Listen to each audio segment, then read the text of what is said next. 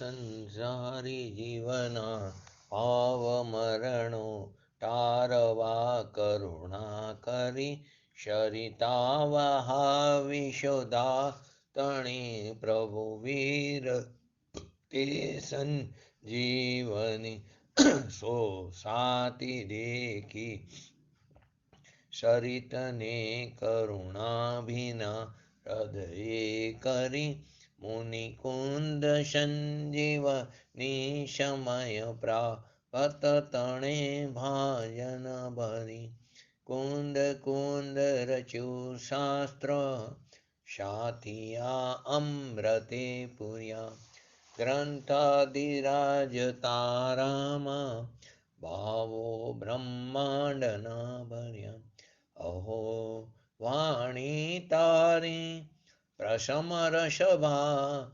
વેનિતરતી મુમુક્ષુને પાતી અમૃત રસયંજલિ ભરી ભરી અનાદિની મૂર્છા વિશતણી ત્વરાથી ઉતરતી વિભાવે તે થંભે સ્વરૂપ ભણી દોડે પરિણતિ તું છે નિશ્ચય ગ્રંથ ભંગ સગરા વ્યવહારના વેદવા તું પ્રજ્ઞા છીણી જ્ઞાનને ઉદયને સંદેશ હું છેદવા સાથી સાધકનો તો ભાનુ જગનો સંદેશમાં વીરનો વિષામો ભવક્લાંતના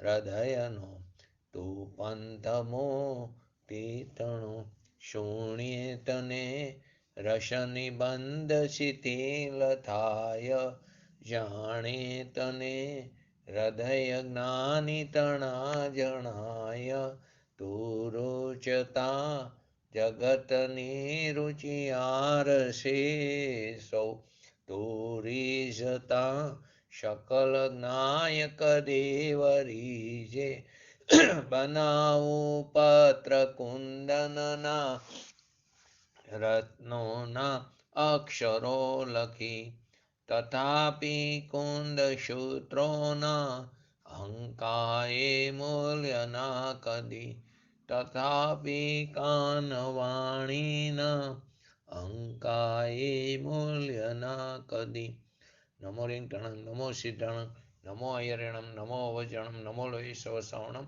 ચતારી મંગલમ અર્યંતા મંગલમ સિદ્ધા મંગલમ શાહુ મંગલમ કેવલી પંતો ધર્મો મંગલમ ચતારી લુગુટમાં અર્યંતા લુગુટમાં સિદ્ધા લુગુટમાં શાહુ લુગુટમાં કેવલી પંતો ધર્મ લુગુટમાં ચતારી શરણ ભોજામી અર્યંતે શરણ ભોજામી સિદ્ધે શરણ ભોજામી શાહુ શરણ ભોજામી કેવલી પંતો ધર્મો શરણ ભોજામી ઓમ નમો અરિહંતાણમ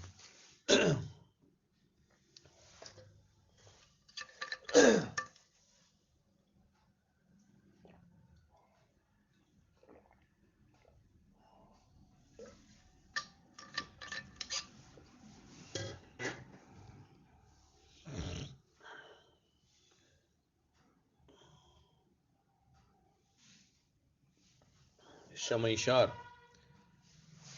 એની અંદર આપણે 14મો શ્લોક ગઈ વખતે ચાલ્યો હતો 14મો શ્લોકનું પહેલા પઠન કરીએ મીઠાની કાંકરી બહુ ક્ષાર રસથી જેમ ભરેલી છે ભરેલો જ્ઞાન રસથી પૂર્ણ તેમજ આત્મા મુજ છે અનાકુરને અવિનાશી સહજ ઉલ્લાસથી વિલસે સદા તે તેજમય ચિન્મય અખંડિત પ્રાપ્ત હો અમને તેની અંદર ગઈ વખતે છેલ્લે રાગ અને પદ્રવ્યના લક્ષ્યથી જે જ્ઞાન ખંડિત છે રાગના લક્ષથી પણ જ્ઞાન કેવું થાય ખંડ ખંડ થાય છે પદ્રવ્યના લક્ષથી પણ જ્ઞાન કેવું થાય ખંડ ખંડ થાય છે તે પોતાના જ્ઞાયક સ્વરૂપમાં એકાકાર થવાથી તે જ્ઞેયોના આકારથી ખંડિત થતું નથી પોતાના જ્ઞાયક સ્વરૂપમાં પોતાના સ્વભાવમાં એકાકાર થવાથી એમાં લીન થવાથી તે જે અનંત અનંત જ્ઞેયો છે તે જ્ઞેયોના આકારથી ખંડિત થતું નથી અહીંયા પર્યાયની વાત લેવાની છે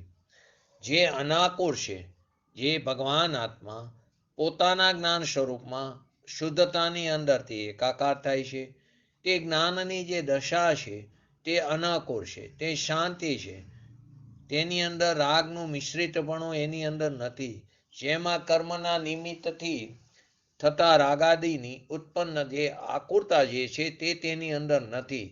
જે ભગવાન આત્મા પોતાના શુદ્ધ સ્વરૂપની અંદર પોતાના સ્વભાવમાં એકાકાર થાય છે તેને જ્ઞાનની દશા કેવી છે? તો કે અનાકુર છે, શાંતિમય છે. તો કે અનાકુરતાની વ્યાખ્યા શું? કે જેમાં કર્મના નિમિત્તથી ઉત્પન્ન થનારા શુભાશુભ રાગ, જેવો રાગ છે તે આકુરતા છે. ચાહે તો શુભ રાગ હોય તો પણ આકુરતા છે, અશુભ રાગ હોય તો પણ આકુરતા છે. બંને દુઃખનું કારણ છે, બંને આશ્રવ છે. તો એ દુઃખ કરતા કરતા થોડી આનંદની પ્રાપ્તિ થશે. પણ જગતની દ્રષ્ટિ તો એવી જ છે કે શુભ ભાવ કરતા કરતા શુદ્ધની પ્રાપ્તિ થાય. તો કે શુભ રાગ તો દુઃખ છે, તે આકુરતા છે, તે બંધનું કારણ છે. એવી જ રીતે અશુભ રાગ છે તે પણ તીવ્ર આકુર છે, શુભ રાગ છે તે મંદ આકુરતા છે તો બંનેમાં આકુરતા. પણ આ બંને જે છે તે પોતાના જે આનંદરૂપી જે પોતાનું સ્વરૂપ છે તેનાથી કેવું છે? વિપરીત છે. કેમ કે પોતાનું સ્વરૂપ કેવું છે? સુખમય છે, શાંતિમય છે. અને આ બે આનંદ સ્વરૂપથી વિપરીત એટલે કે તે દુઃખ છે. અને દુઃખ પહેલા કરવું અને પછી આનંદની પ્રાપ્તિ થાય એવું તો ત્રણકારમાં નથી. કે આશ્રવથી સંવર થશે એમ પણ નથી. આશ્રવથી સંવરને નિદ્રાની પ્રાપ્તિ થાય એમ પણ નથી. આશ્રવ તો બંધનું કારણ છે. તો આવી જે આપણે અનાદિથી વિપરીત માન્યતા લઈને આવી છે એ મોટામાં મોટું શલ્ય છે. કેમ કે તેમાં શ્રદ્ધાને ખંડિત કરી નાખી. શ્રદ્ધાની અંદર શ્રદ્ધા જે છે એને આપણે ખંડિત કરી નાખી છે. તો કે સ્વભાવ સન્મુખ પ્રયોગ કરવાની જરૂર છે. પોતાના સ્વભાવ સન્મુખ દ્રષ્ટિ કરવાની જરૂર છે, એનો આશ્રય કરવાની જરૂર છે, એનું લક્ષ્ય કરવાની જરૂર છે, એના તરફ ઢળવાની જરૂર છે. એ સિવાય ધર્મ નથી. એ વાત રૂચે પણ નહીં. આ વાત આપણને રૂચતી નથી. કેમ કે અત્યાર સુધી તો એમ જ માનતા આવ્યા આ કરો તો ઠીક ને આ કરો તો ઠીક. પરંતુ કરવું એ તો મરવા બરાબર છે. એ તો આપણે અનાદિકાળથી કરતા આવ્યા છીએ. પરંતુ સ્વભાવની પ્રાપ્તિ તો થઈ નહીં. તો એવી કોઈક એવી વસ્તુ બાકી રહી ગઈ કે જે આપણા એના ઉપર લક્ષ્ય ગયું નથી. તો કે પોતાના સ્વભાવ તરફ લક્ષ્ય કરવાની જરૂર છે. તે તરફ ઝુકાવ કરવાથી સમ્યક દર્શન જ્ઞાન ચારિત્રાણી મોક્ષ માર્ગની પ્રાપ્તિ થાય છે. જૈન શાસનની પ્રાપ્તિ થાય છે. જૈન શાસનની પ્રાપ્તિ ભેદ ઉપર લક્ષ્ય કરવાથી નહીં થાય, પરનું લક્ષ્ય કરવાથી નહીં થાય, નિમિત્તનું લક્ષ્ય કરવાથી નહીં થાય. કેમ કે પોતાનો ભગવાન આત્મા સમરસ સ્વભાવી છે. એની અંદર એકાગ્ર થવાથી જૈન શાસનની પ્રાપ્તિ થાય છે. પરંતુ આ વાત તો રૂચતી નથી. માટે આપણે અનાદિકાળથી અત્યાર સુધી રખડતા આવ્યા છીએ. એમાં પણ વાડે વેલા ખાતા એટલે કે આવી માન્યતા છે. એમાં ઉપદેશ છે કે મારી નાખ્યા. જે ઉપદેશ દે છે એણે પણ મારી નાખ્યા. એ પણ કેમ કે છે કે નહીં વ્રત તપ ઉપવાસ કરો એનાથી ધર્મની પ્રાપ્તિ થશે. એક તો માન્યતા હતી અને તેની પૃષ્ટિનું પોષણ કરનારા ઉપદેશક પણ મળ્યા. તો માટે શું કીધું? વાડે વેલા ખાતા. વાડે વેલા ખાતા. ઊભા થવા નથી દેતા. વાડ જ વેલું ખાઈ જાય, ઊભું જ નથી થવા દેતું.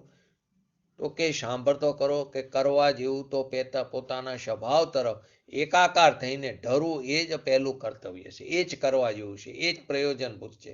પરંતુ તે તરફ તો આપણું ધ્યાન રહેતું નથી. અને આપણે જે વસ્તુ આપણા મર્યાદાની બહાર છે તેની અંદર એકાકાર થવાનો પ્રયત્ન કરીએ છીએ. તો કે પર્યાય જે છે, જે કંઈ પર્યાય થાય છે તો સ્વભાવથી થાય છે. એનો પોતાનો સ્વભાવ છે. તો કે રાગથી થઈ, પુણ્યથી થઈ, પાપથી થઈ, એ તો વિકલ્પ છે. એ તો દુઃખરૂપ ભાવ છે. જેટલા પણ વિકલ્પો ઉત્પન્ન થાય તે બધા દુઃખરૂપ ભાવ છે. તે બંધનું કારણ છે. હજી સુધી આવો ભાવ તો આવ્યો નથી પોતાના સ્વભાવ સન્મુખ થવાનો. એની પ્રતીતિ નથી. રુચિમાં પણ પોતાના સ્વભાવ તરફ ઢળવાનું આવતું નથી. અને આત્મામાં તે પોષાય નહીં. આત્મામાં તે એનું પોષણ થતું નથી. ત્યાં સુધી તે આત્મા તરફ ધરવાનો પ્રયત્ન પણ ક્યાંથી કરશે? જ્યાં સુધી સ્વભાવનો મહિમા નહીં આવે ત્યાં સુધી સ્વભાવ તરફ ધરવાનો તે પ્રયત્ન પણ કેવી રીતે કરી શકશે? મૂળ તો આ વાત છે. પોતાના સ્વભાવનો મહિમા આવવો જોઈએ, એની રુચિ થવી જોઈએ, એની પ્રતીત થવી જોઈએ. પ્રતીતિ થશે, રુચિ થશે તો એમાં ધરવાનો પ્રયત્ન થશે. પણ અનંતકાળમાં આ વાત આપણને ખ્યાલમાં આવી નથી. અને જ્યારે આવી મનુષ્ય પર્યાય મળી, આવો અવસર મળ્યો, ત્યારે કે આમ થાય છે ને આમ થાય છે, એમ કરીને ગયા અનંતકાળ, આમ કરીને અનંતકાળથી આપણે રખડતા આવ્યા છીએ. અને નવમી ગ્રેવીએ કે પણ કેટલી વાર અનંત વાર ગયા. શું કીધું કે પુણ્ય પાપથી પર્યાય સ્વભાવથી થઈ છે, એ રાગથી થઈ, પુણ્ય પાપથી થઈ, એ તો એક વિકલ્પ છે, એ તો એક દુઃખરૂપ ભાવ છે, એ બંધનનું કારણ છે. અને પોતાના સ્વભાવ સન્મુખ થવાનો તો ભાવ આવ્યો નહીં, એની પ્રતીત નહોતી, એની રુચિ નહોતી, અને આત્મામાં તેનું પોષણ ન થયું. ત્યાં સુધી તે આત્મા તરફ ધરવાનો પ્રયત્ન કેવી રીતે કરશે? મૂળ વાત તો આ છે. અને એ વાત તો આપણા ખ્યાલમાં નથી આવતી, એ તરફ દ્રષ્ટિ નથી થતી. ને આ વાતો અત્યારે અવસર પણ આવ્યો છે, ટાણા આવ્યા છે. અને ટાણા આવ્યા છે ત્યારે તો આપણે આવી બાર શુભ ભાવની ક્રિયામાં અટવાઈ રહી છીએ. એમ જ આપણે આવો કારને વેડફી રહ્યા છે. આવો તો આપણે અનંત કાર આવી રીતે ફરતા રહ્યા. નવમી ગ્રેવીએ કે પણ આપણે અનંત વાર ગયા. જે પોતાનો સ્વભાવ છે, જે એકરૂપ છે, જે પ્રતિભાસમાન છે, પોતાનો જ્ઞાયક સ્વભાવ એકરૂપ પ્રતિભાસમાન છે. અને જે રાગ દ્વેષ આદિ જે વિકાર ભાવ છે, તે કેવા છે? અનેક રૂપ છે. વિકારની દશા અનેક રૂપ છે. ખંડ ખંડ જ્ઞાન શોભ નિમિત્તથી, ખંડ ખંડ જે રાગ છે, ખંડ ખંડ રાગ શોભ નિમિત્તથી, ખંડ ખંડ જ્ઞેયમાં આપણે આસક્તપણું કરી છે. અને જ્ઞાનમાં આસક્ત થવાથી એકરૂપ દશા ઉત્પન્ન થતી. જે એકરૂપ દશા ઉત્પન્ન થવી જોઈએ એ નથી થતી. કેમ કે જ્ઞાન પણ ખંડ ખંડ થાય છે. તો કે કેમ? તો કે ખંડ ખંડ રાગ શુભ અથવા નિમિત્તથી આપણે એની અંદર ખંડ ખંડની અંદર આસક્તપણું કરી છે. અને એ અહીંયા એની અંદર જ્ઞાનમાં આસક્તપણું થવાથી એકરૂપ દશા ત્યાં પ્રગટ થતી નથી. અને પોતાના સ્વભાવમાં એ જ્ઞાનની અંદર આસક્તપણું થવાથી એકરૂપ દશા પ્રગટ થાય છે. કેમ કે સ્વભાવ કેવો છે? તે તો એક છે. સ્વભાવ એક છે તો એકરૂપ દશા અનેકતાને તોડીને, સ્વભાવ એકરૂપ છે તો એકરૂપ દશા શું કરે છે? અનેકતાને તોડીને જે એકતા ઉત્પન્ન કરે છે, એનું નામ જૈન શાસન કહેવામાં આવ્યું, તેનું નામ આત્માનુભૂતિ કહેવામાં આવ્યું, તેનું નામ વિતરાગ માર્ગ કહેવામાં આવ્યું, તેનું નામ શુદ્ધ ઉપયોગ કહેવામાં આવ્યું, તેનું નામ સંવર કહેવામાં આવ્યું. તો કે પોતાની જે એકરૂપ દશા છે, તે એકરૂપ દશા અનેકતાને તોડીને એકરૂપ દશા ઉત્પન્ન થાય છે. એનું નામ જૈન શાસન કહેવામાં આવ્યું. એક અને અનેક, એક એકરૂપ દશા છે, એક અનેકરૂપ દશા છે. જ્ઞેયમાં આસક્ત જે અનેકપણું છે તે અનંત જ્ઞેયોમાં આસક્તપણું છે. અને એકરૂપ તે પોતાના સ્વભાવમાં, પોતાના જ્ઞાનમાં લીન થાય છે, તે એકરૂપ દશા છે. અહીંયા ભાવાર્થની અંદર આચાર્ય ભગવંતે કીધું કે આ જ્ઞાનાનંદમય જે એકાકાર સ્વરૂપ જ્યોતિ તે અમને સદા પ્રાપ્ત હો.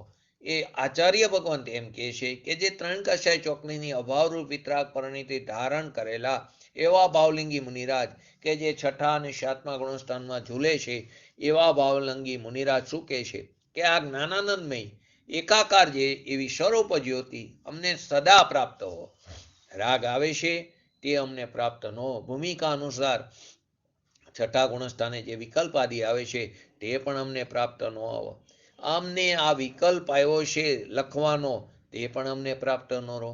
આ લખવાનો જે વિકલ્પ આવ્યો, કરુણા ભાવ આવ્યો, ઉપદેશ દેવાનો વિકલ્પ આવ્યો, બાર ભાવનાનું ચિંતન કરવાનો વિકલ્પ આવ્યો, જિનેન્દ્ર ભગવાનના દર્શન કરવાનો વિકલ્પ આવ્યો, ભગવાનની દિવ્યવાણી સાંભળીને અપ્રયોજનભૂત બાબતની શંકા આશંકાનું સમાધાન કરવાનો જે વિકલ્પ આવ્યો, તે પણ અમને પ્રાપ્ત ન હો. તો કે તમે તો શાસ્ત્ર લખ્યું છે ને, તો કે પરોપકાર છે કે નહીં?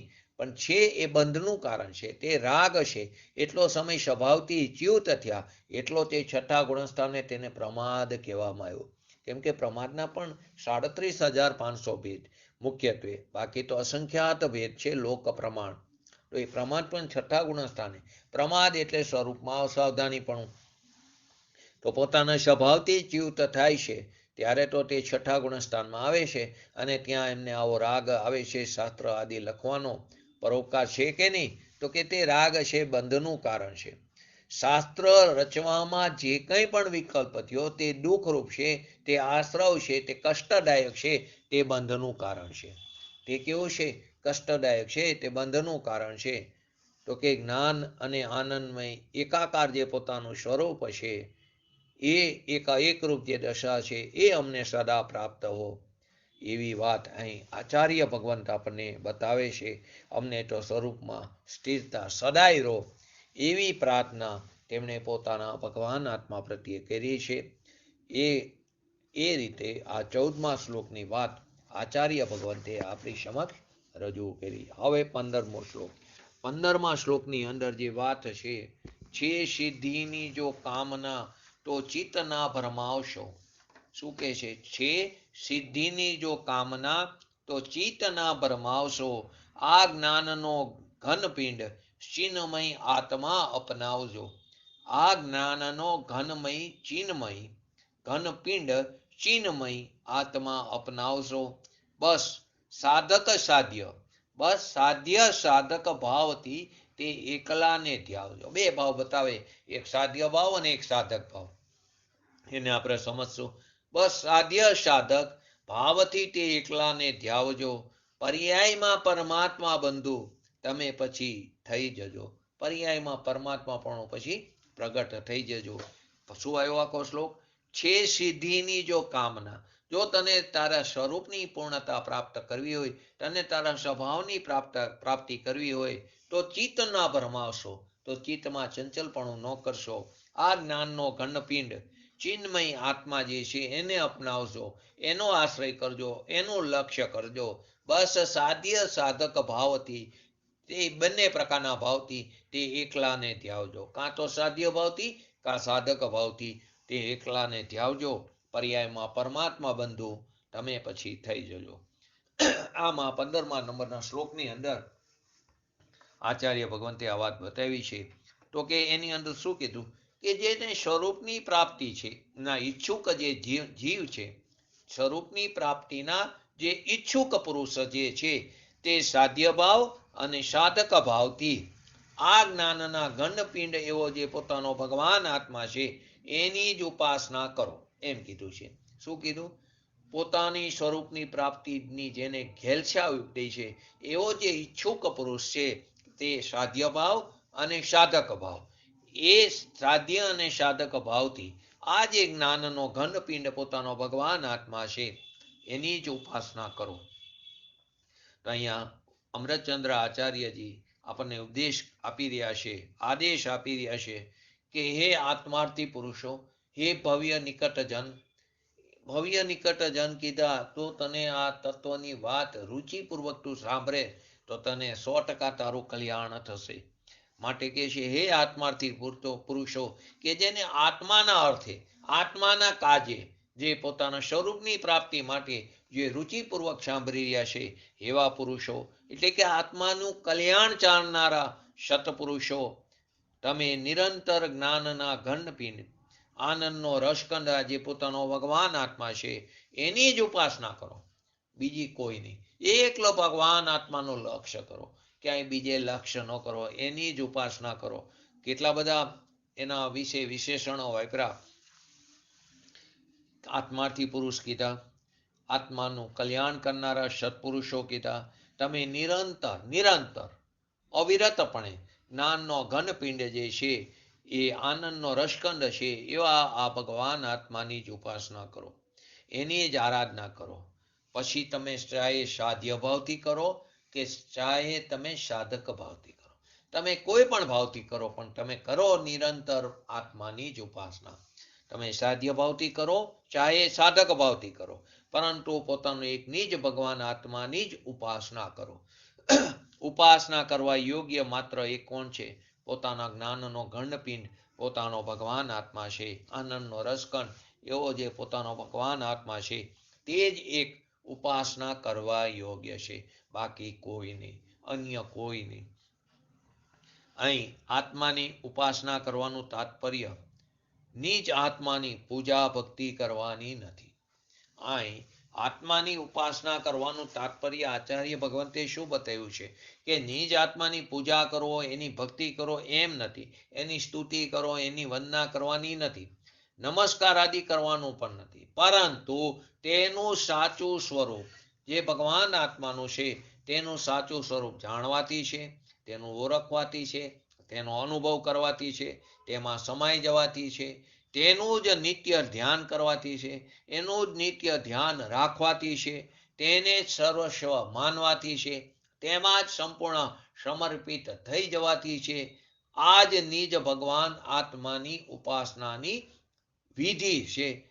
એ આરાધનાની વિધિ કહો, ભગવાન આત્માને ઉપાસનાની વિધિ કહો, એની સાધનાની સિદ્ધિ કહો.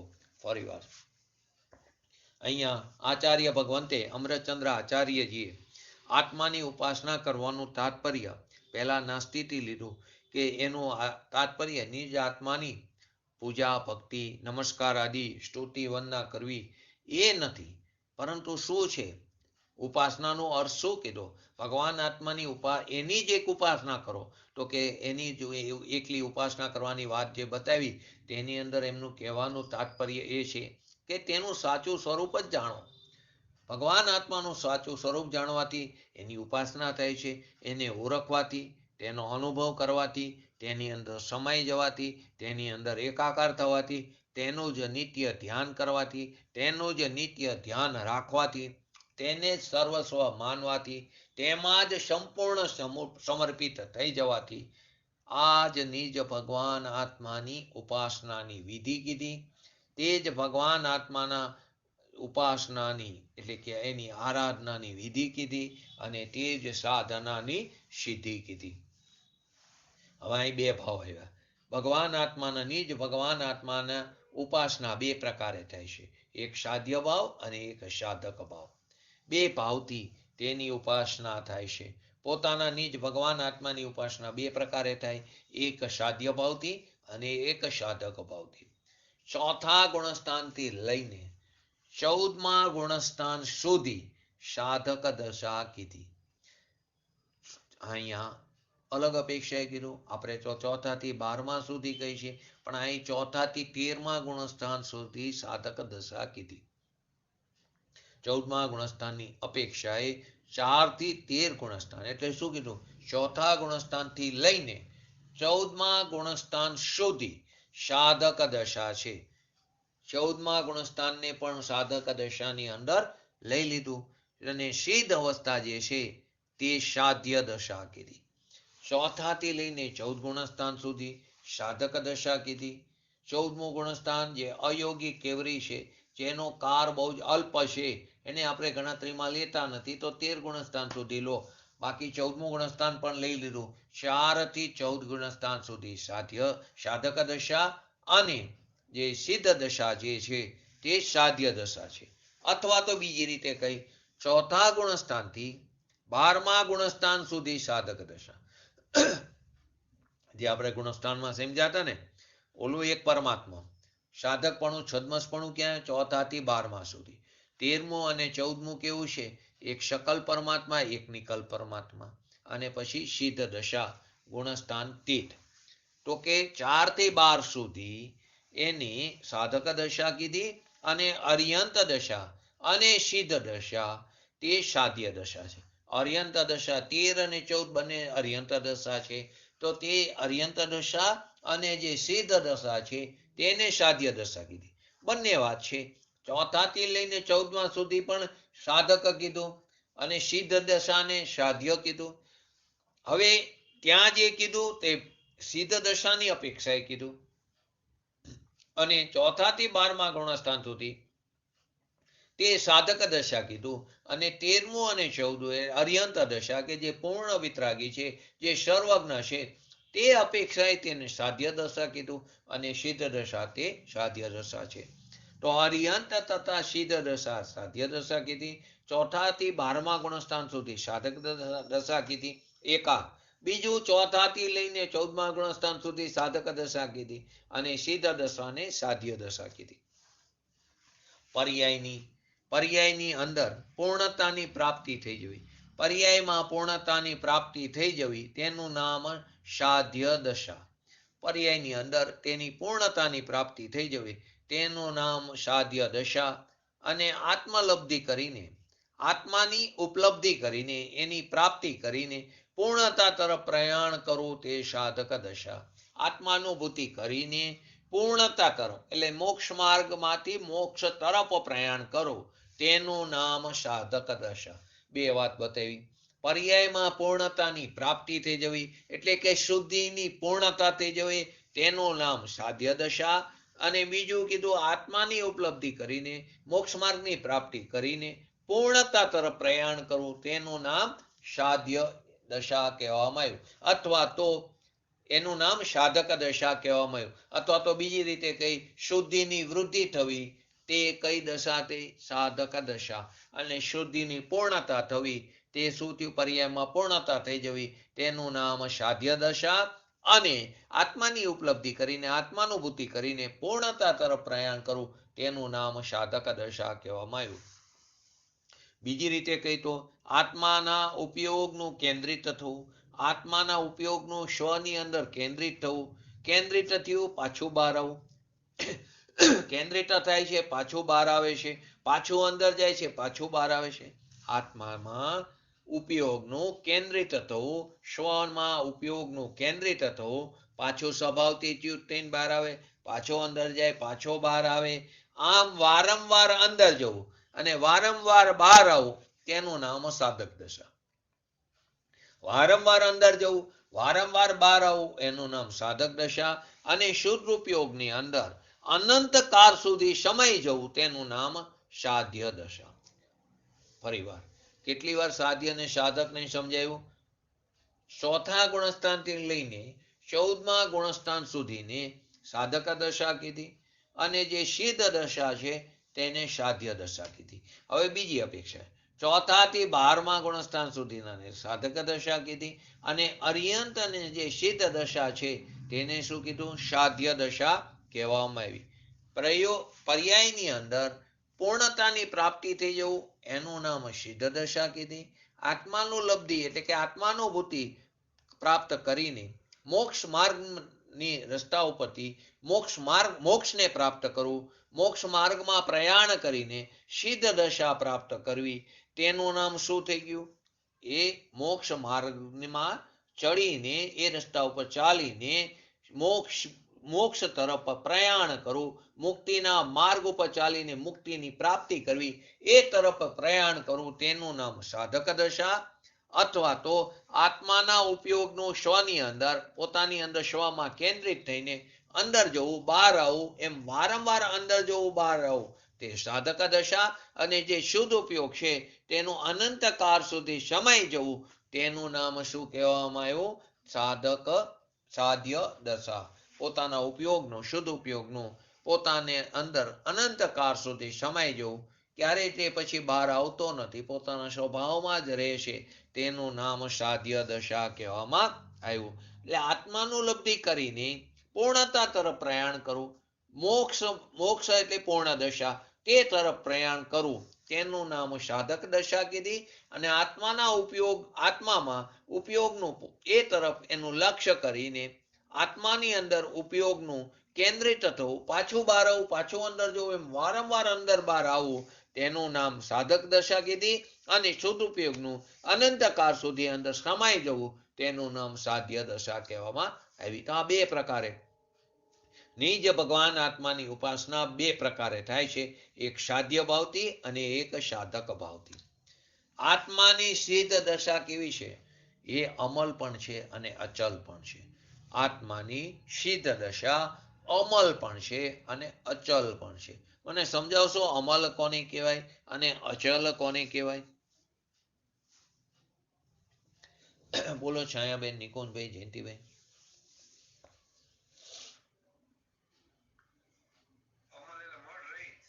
સરસ.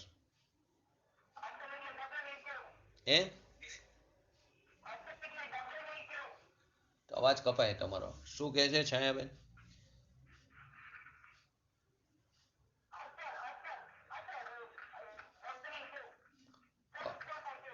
અવાજ કપાય તમારો. હા, અચલ એટલે ચલાચલથી રહી. બરાબર. તો આત્માની જે સિદ્ધ દશા છે તે અમલ પણ છે અને અચલ પણ છે. અહીં કોની વાત ચાલે? સિદ્ધ દશાની સાધ્ય કીધું. બરાબર. અને અર્યંત દશા છે એને સાધકમાં લીધું. કેમ એને સાધકમાં લીધું એ સમજાવે છે. પહેલું જ આપણે આગળ સમજ્યા ને વસ્તુમાં કે ચોથાથી 14 ગુણસ્થાન સુધીના ને સાધકમાં લીધું અને 13 સિદ્ધ દશાને જ સાધ્યમાં લીધું. તો કઈ અપેક્ષાએ લીધું કે જે આત્માની સિદ્ધ દશા છે તે અમલ પણ છે અને અચલ પણ છે, પરંતુ જે અર્યંત અવસ્થા જે છે એ અમલ તો છે પણ અચલ નથી. કેમ એમ કીધું? 14માને મુખ્યત્વે ન લેતા 13 સુધીની અપેક્ષા સમજો. આત્મા અર્યંત અવસ્થા છે તેમાં અમલ તો છે, સિદ્ધ દશામાં પણ અમલ છે, સિદ્ધ દશામાં અચલ પણ છે, પરંતુ અર્યંત દશામાં અચલ નથી. કેમ?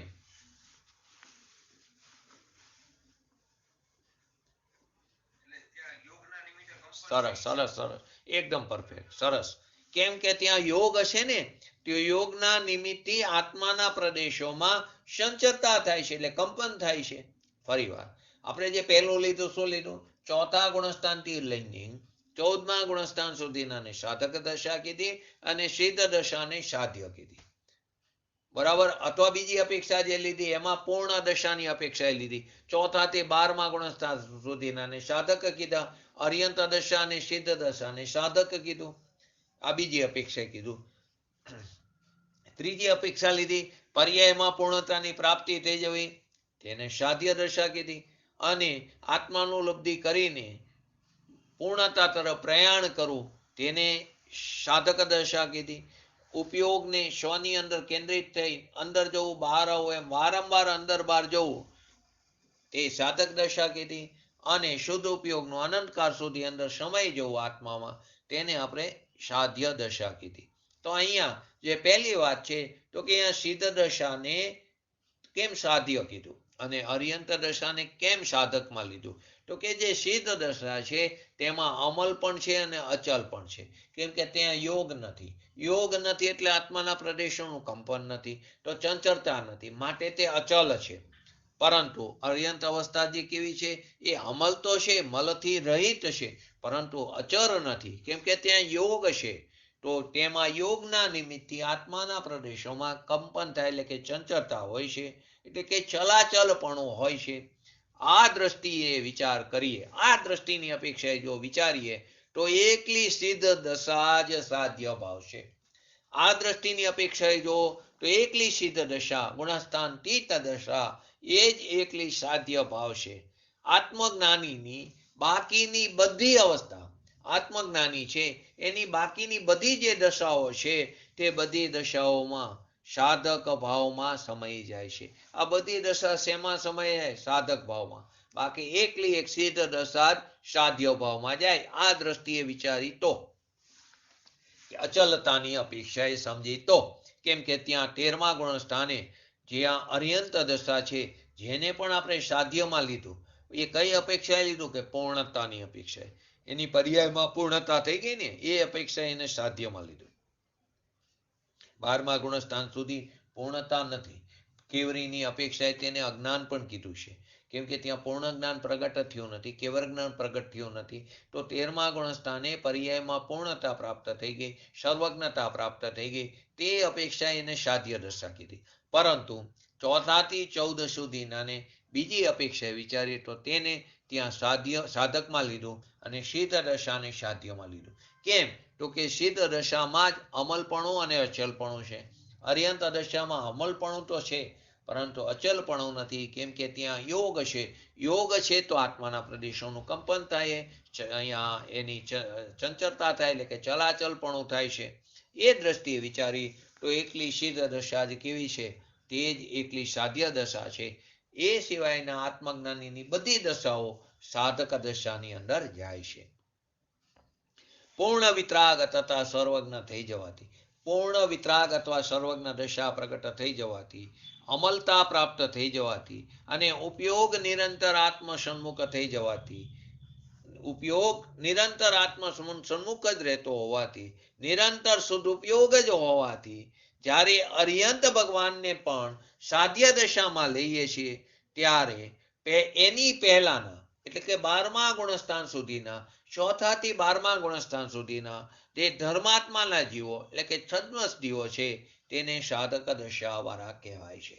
ફરીવાર બીજી અપેક્ષાની વાત આવી, પૂર્ણ વિતરાગ દશા, સર્વજ્ઞ પદ, સર્વજ્ઞતા એને પ્રગટ થઈ જવાથી, અમલતા પ્રાપ્ત થઈ જવાથી અને ઉપયોગ નિરંતર પોતાના સ્વસન્મુખ તરફ જ રહેતો હોવાથી, નિરંતર શુદ્ધ ઉપયોગ હોવાથી, નિરંતર શુદ્ધ ઉપયોગ પોતાના સ્વમાં કેન્દ્રિત થઈ જતો હોવાથી, જ્યારે અર્યંત ભગવાનને સાધ્ય દશામાં લઈએ છીએ તો એ પહેલાની એટલે 12મા ગુણસ્થાનના અંત સુધી, તો કે 4થા થી 12મા ગુણસ્થાન સુધીનાને આપણે સાધક દશામાં લઈએ છીએ, એને સાધક દશામાં કહેવાય છે. એ પહેલાના બધા ધર્માત્માના જીવો, જ્ઞાની જીવો, છદ્મસ જીવોને, વિતરાગી જીવોને સાધક દશામાં એની અંદર લેવામાં આવે છે. પોતાના ઉપયોગનું આત્મસન્મુખ થવું, સ્વસન્મુખ થવું એ જ આત્માની સાચી ઉપાસના છે. પોતાના ઉપયોગનું સ્વસન્મુખ થવું, આત્મસન્મુખ થવું એ જ સાચી ઉપાસના છે. જ્યારે તે ઉપયોગ નિરંતર આત્મસન્મુખ થાય છે, જ્યારે તે ઉપયોગ નિરંતર આત્મસન્મુખ રહે છે, ત્યારે તે ઉપાસનાને સાધ્ય ભાવની ઉપાસના કહે છે. બે ઉપાસના કીધી ને, આત્માની ઉપાસના બે પ્રકારે, એક સાધ્ય ભાવની ઉપાસના અને એક સાધક ભાવની ઉપાસના. તો ક્યારે સાધ્ય ભાવની ઉપાસના કીધી? કે પહેલી વસ્તુ શું સમજાવી, ઉપયોગનું આત્મસન્મુખ થવું એ જ આત્માની સાચી ઉપાસના છે. ઉપયોગ જે બહાર ભટકે છે તે ઉપયોગનું સ્વસન્મુખ થવું, આત્મસન્મુખ થવું એ જ આત્માની સાચી ઉપાસના છે. હવે જ્યારે તે ઉપયોગ નિરંતર પોતાના સ્વભાવ સન્મુખ રહે છે, નિરંતર તે સ્વની અંદર કેન્દ્રિત થાય છે, ત્યારે તે ઉપાસનાને સાધ્ય ભાવની ઉપાસના કહેવામાં આવી. અને જ્યારે તે ક્યારેક નિરંતરની ક્યારેક તે આત્મસન્મુખ થાય છે, ત્યારે એને સાધક ભાવની ઉપાસના કહેવામાં આવે. 4થા ગુણસ્થાનથી લઈને 12મા ગુણસ્થાન સુધીની અપેક્ષા વાત છે કે તે ક્યારેક તે આત્મસન્મુખ થાય છે, ત્યારે તે સાધક ભાવની ઉપાસના કહેવાય છે. પણ એક વાત તો અહીં નિશ્ચિત કરી દીધી કે આત્માની ઉપાસના તો આત્મસન્મુખ થવાથી જ થાય છે. આત્માને સેવવું, આત્માની ઉપાસના ગમે કો તે એક જ વાત છે. એમાં આત્માની ઉપાસના તો આત્મસન્મુખ, સ્વસન્મુખ થવાથી થાય છે. આત્મજ્ઞાનમાં તેની ઉપાસના છે, આત્માના ધ્યાનમાં જ એની ઉપાસના છે, પોતાનામાં પોતાપણું સ્થાપવામાં જ એની ઉપાસના છે. કેટલી વસ્તુ બતાવી. આત્મસન્મુખ થવામાં જ એની ઉપાસના છે, આત્મજ્ઞાનમાં જ એની ઉપાસના છે, આત્મ ધ્યાનમાં જ એની ઉપાસના છે, અને પોતામાં પોતાપણું સ્થાપવામાં જ એની ઉપાસના છે. અને તેનું જ નામ નિશ્ચય રત્નાત્રય, સમ્યક દર્શન, સમ્યક જ્ઞાન અને સમ્યક ચારિત્ર તે છે. નિશ્ચય સમ્યક દર્શન, નિશ્ચય સમ્યક જ્ઞાન અને નિશ્ચય સમ્યક ચારિત્ર. એક વાત તો ત્યાં નિશ્ચિત થઈ ગઈ કે આત્માની ઉપાસના તો આત્મસન્મુખ થવામાં જ છે, આત્મજ્ઞાનમાં છે, એના આત્મ ધ્યાનમાં જ છે, પોતાનામાં પોતાપણું સ્થાપવામાં જ છે. તેનું નામ જ નિશ્ચય રત્નત્રય એટલે કે નિશ્ચય સમ્યક દર્શન જ્ઞાન ચારિત્ર છે. એનું તાત્પર્ય શું થયું કે નિશ્ચય સમ્યક દર્શન જ્ઞાન ચારિત્રની પ્રાપ્તિ નિજ ભગવાન આત્માની ઉપાસના છે. નિશ્ચય રત્નત્રયની પ્રાપ્તિ થવી એ જ પોતાના ભગવાન આત્માની તે ઉપાસના છે. એનાથી નક્કી થયું કે નિશ્ચય રત્નત્રયની પ્રાપ્તિ, નિશ્ચય સમ્યક દર્શન, નિશ્ચય સમ્યક જ્ઞાન, નિશ્ચય સમ્યક ચારિત્ર અથવા તો નિશ્ચય સમ્યક દર્શન જ્ઞાન ચારિત્રાણી મોક્ષ માર્ગ એની પ્રાપ્તિ થવી એ જ નિજ ભગવાન આત્માની ઉપાસના છે. નિજ ભગવાન આત્માની તે જ આરાધના છે, તે જ નિજ ભગવાન આત્માની સાધના છે, અને તે જ નિજ ભગવાન આત્મામાં શરણમાં જવું તે છે. તે જ નિજ ભગવાન આત્માની ઉપાસના, તે જ નિજ ભગવાન આત્માની આરાધના, તે જ નિજ ભગવાન આત્માની સાધના, તે જ નિજ ભગવાન આત્માના શરણમાં જવું તે છે.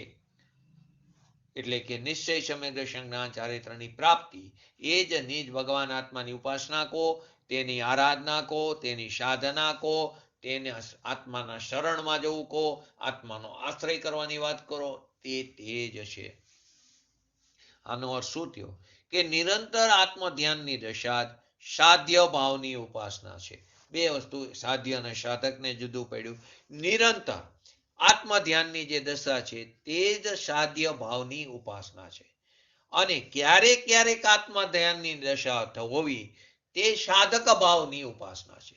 બે વસ્તુ બતાવી. આનાથી શું સુનિશ્ચિત થયું કે નિરંતર આત્મ ધ્યાનની જે દશા છે, નિરંતર અવિરત એ આત્મ ધ્યાનની જે દશા છે તે જ સાધ્ય ભાવની ઉપાસના છે.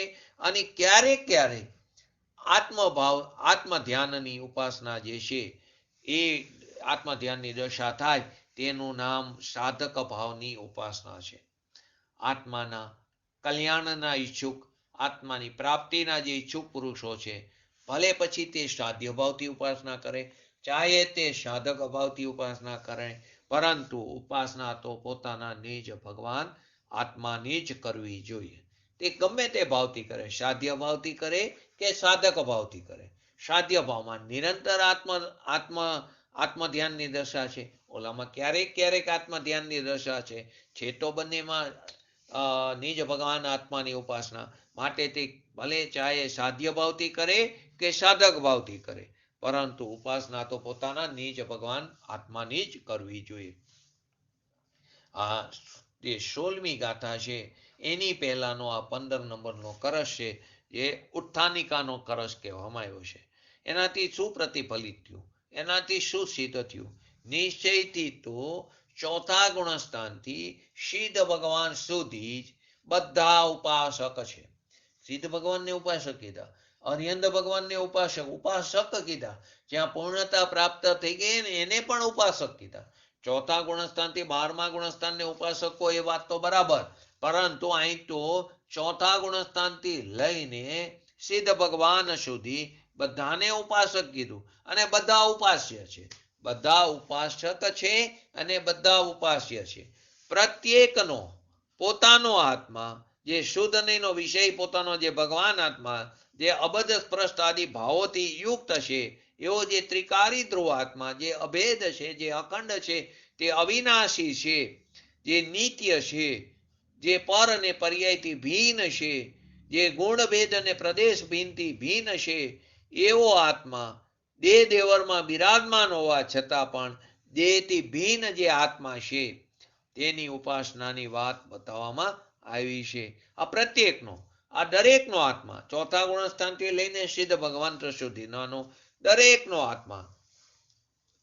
આગળ જો દ્રવ્ય દ્રષ્ટિથી જો તો નિગોદની દશામાં પણ આત્મા તો કેવો છે, શુદ્ધ નેનો વિષયભૂત જે ભગવાન આત્મા કેવો છે, તે તો ખરેખર અબદ્ધ સ્પષ્ટ ભાવોથી યુક્ત એવો ત્રિકારી ધ્રુવ આત્મા છે, જે અભેદ છે, જે અખંડ છે, જે સામાન્ય છે, જે નિત્ય છે, એકરૂપ છે, પર અને પર્યાયથી ભિન્ન છે, ગુણભેદ તેની અંદર નથી, પ્રદેશ ભેદ નથી. તો ગુણભેદ અને પ્રદેશ ભેદથી ભિન્ન એવો જે ભગવાન આત્મા છે તે દેહ દેવરની અંદર બિરાજમાન, પરંતુ તે દેહથી પણ કેવો છે, ભિન્ન આત્મા છે.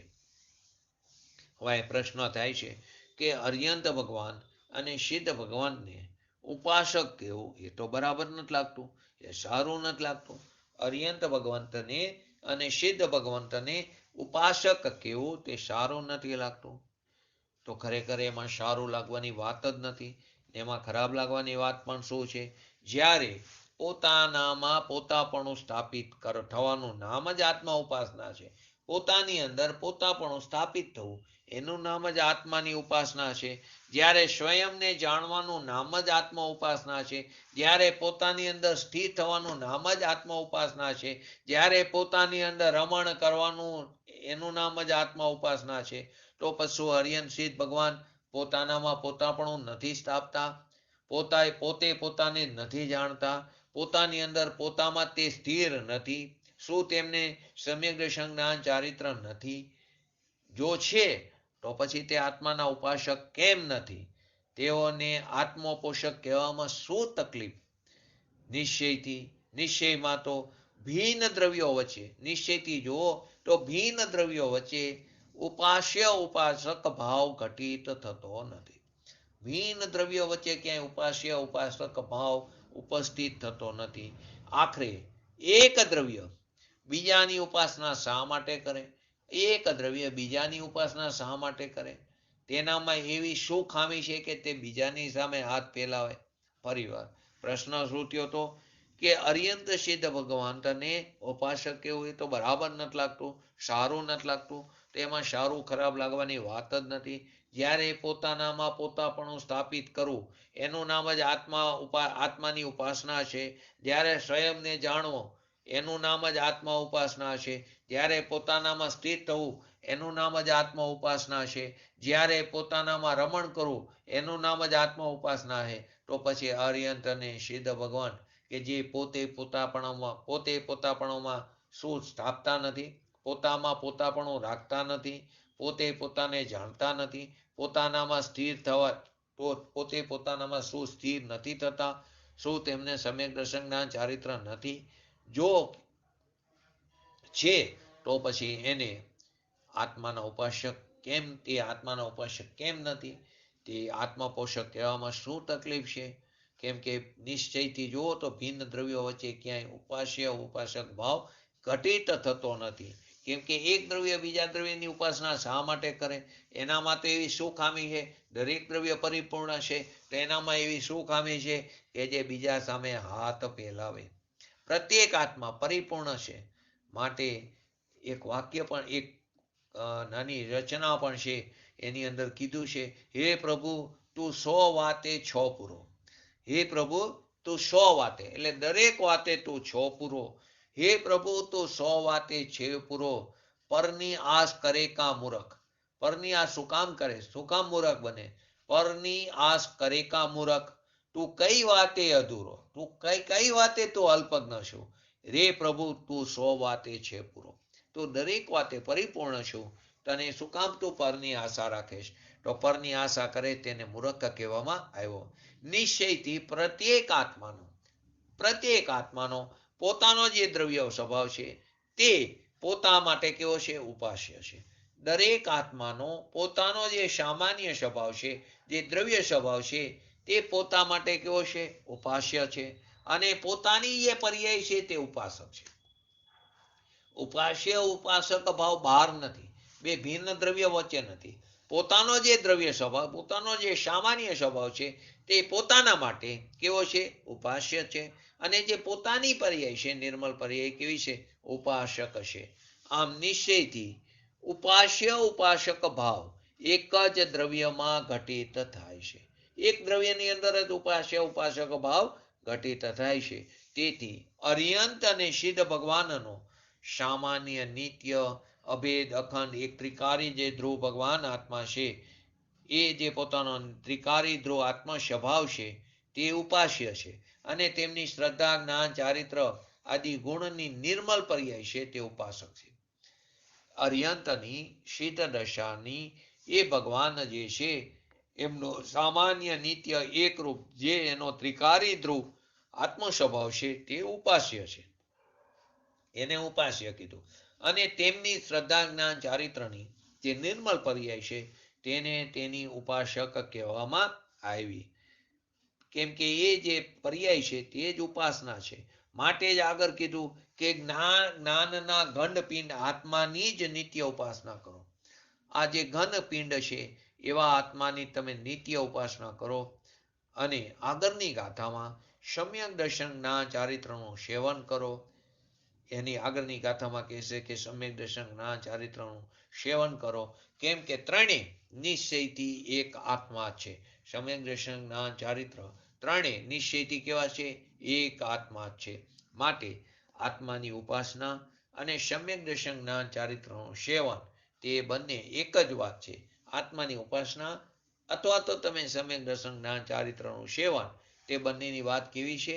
એક જ છે. તો આ 15 નંબરના શ્લોક, એ શ્લોકમાં શું આવ્યું હતું? છે સિદ્ધની જો કામના તો ચિત્તના ભરમાવશો, આ જ્ઞાનનો ઘનપિંડ ચિન્મય આત્મા અપનાવશો. બસ સાધ્ય સાધક ભાવથી તે એકલાને ધ્યાવજો. પર્યાયમાં પરમાત્મા બંધુ તમે પછી થઈ જજો. આની અંદર આપણે સાધ્ય સાધક ભાવ બતાવ્યો.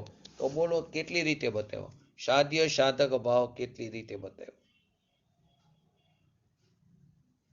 પછી આવતીકાલે પૂજ્ય ગુરુદેવશ્રીના 15 નંબરના શ્લોક ઉપરના પ્રવચનનો થોડો અંશ લઈને પછી આપણે 16મી ગાથામાં જશું. બોલો. સાધ્ય સાધક ભાવ. આત્માની ઉપાસના બે પ્રકારે થાય, સાધ્ય ભાવથી અને સાધક ભાવથી. બોલો, કેટલી અપેક્ષાએ સાધ્ય સાધક ભાવને બતાવ્યો? કઈ કઈ? બોલો. જયંતિભાઈ, છાયાબેન, નિકુંજભાઈ.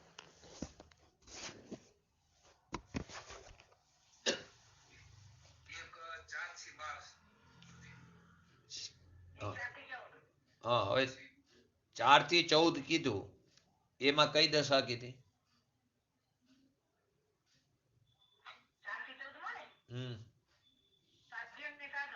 4 થી 14 માં કઈ દશા? 4 થી 14 ગુણસ્થાન સુધીની કઈ દશા? હા, અને એમાં સાધ્ય દશા કોને કીધી? ખાલી સિદ્ધની દશાને સાધ્ય દશા.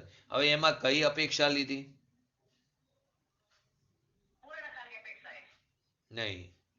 બોલો જયંતિભાઈ, કઈ અપેક્ષાએ કીધું અહીંયા? અરિયંત અચલ અને અમલને. એમાં અચલની અપેક્ષાએ કે ત્યાં યોગ છે. બરાબર. હવે જયંતિભાઈ તમે કીધું 4 થી 12મા ગુણસ્થાન સુધીના ને કઈ દશા કીધી? જયંતિભાઈ,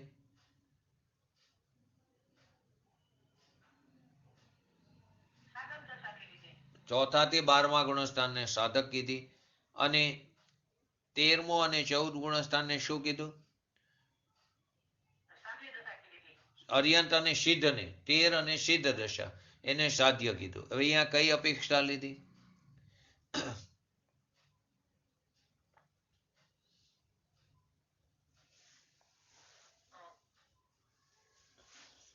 પર્યાયમાં પૂર્ણતાની પ્રાપ્તિ થઈ જવી, કે સર્વજ્ઞ દશા થઈ ગઈ ને પ્રાપ્ત 13મા ગુણસ્થાને, માટે તેને સાધ્યમાં લીધું, પૂર્ણતાની અપેક્ષા. અને ઓલામાં આત્મલબ્ધિ પ્રાપ્ત થઈ અને પછી પૂર્ણતા તરફ પ્રયાણ કર્યું, એને સાધક દશાની અંદર લીધું. પછી ત્રીજું એક અપેક્ષા લીધી. બોલો જયંતિભાઈ.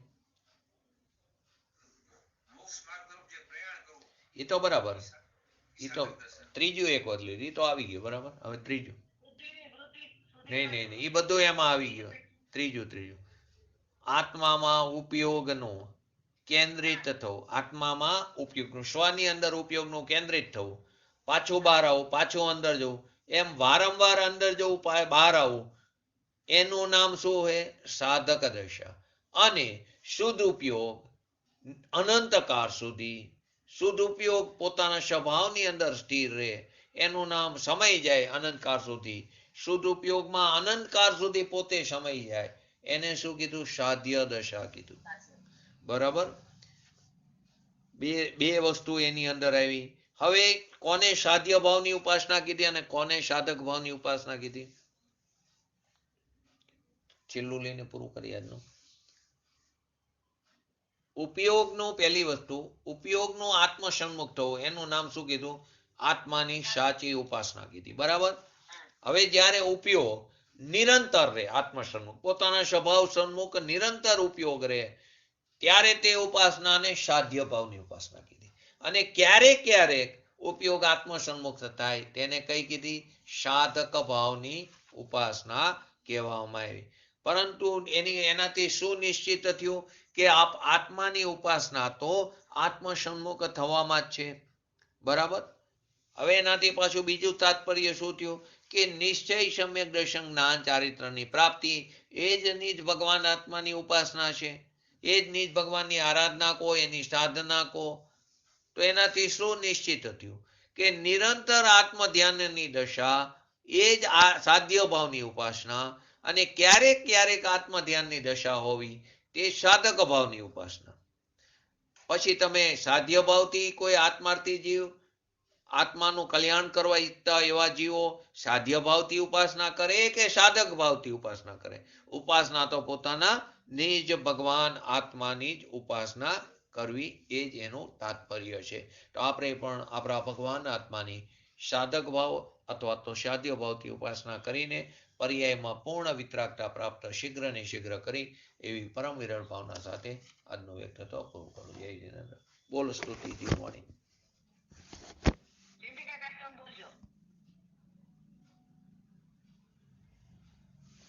બોલો જયંતિભાઈ.